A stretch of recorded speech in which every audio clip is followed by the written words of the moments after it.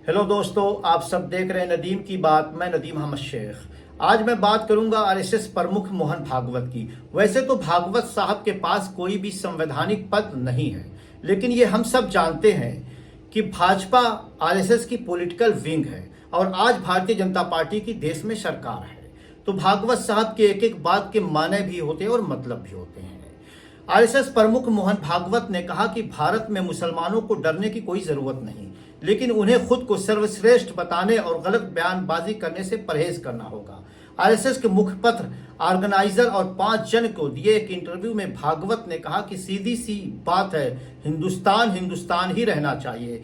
आज भारत में रह रहे मुसलमानों का कोई नुकसान नहीं, इस्लाम को कोई खतरा नहीं, लेकिन मुसलमानों को वर्चस्व की अपनी गलत बयानबाजी से बचना चाहिए। भागवत साहब का बयान आते ही कोहराम मच गया। भागवत के बयान के बाद नई बहस छिड़ गई। सामाजिक विश्लेषण और साथ साथ राजनीतिक माने भी निकालने जाने लगे। कांग्रेस सहित तमाम विपक्षी पार्टियां हमलावर हो गई।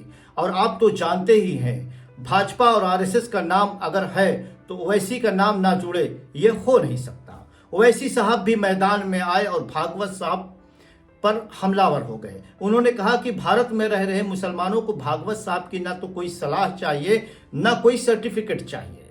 बात सही भी है, लेकिन मुद्दा यह है कि भागवत साहब का आज अगर ये बयान आया तो क्यों आया, इसके माने क्या है, इसके सामाजिक माने क्या है, इसके राजनीतिक माने क्या है।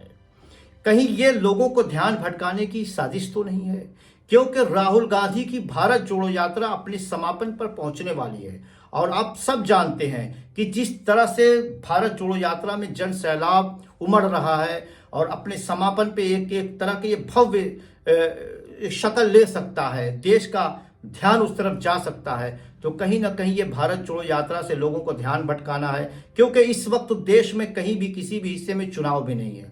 वैसे अमूमन भागवत साहब का बयान उसी दौरान आता है जब देश के कहीं ना कहीं चुनाव होता है, लेकिन ये ऐसा नहीं है कि उनके बयान से चुनाव में फायदा ही हो। बिहार चुनाव हम सबके सामने है कि भागवत साहब का बयान आया और आखिर में भारतीय जनता पार्टी के नेताओं ने भी कह दिया कि शायद उनके बयान की वजह से हमें नुकसान हुआ हो। खैर, मुद्दा जो भी हो, जो बातें मेरी समझ में आ रही थी वो मैंने आपके सामने रख दिया है और इस वीडियो को मैं अब यहीं ख़त्म करता हूं। अगर आपको मेरी ये वीडियो पसंद आए तो लाइक, शेयर और इस चैनल को सब्सक्राइब ज़रूर करें। और हाँ, ट्विटर पर मुझे फॉलो करना ना भूलें। मेरा ट्विटर हैंडल है रियल नदीम अहमद। धन्यवाद।